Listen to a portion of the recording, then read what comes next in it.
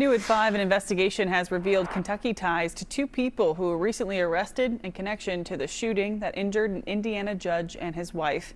Raylan Ferguson and Zenaida Greer of Lexington, Kentucky were arrested along with three others in connection to the shooting of Judge Stephen Meyer and his wife Kimberly. Both were shot at their home on Sunday. Police say their investigation led to the discovery of DNA evidence on a mask found at the scene matching Ferguson's profile. Ferguson's charged with attempted murder. Greer charged with assisting a criminal and was arrested in Lexington. She's being held at the Fayette County Detention Center. Her next court date is scheduled for Monday at 1 p.m.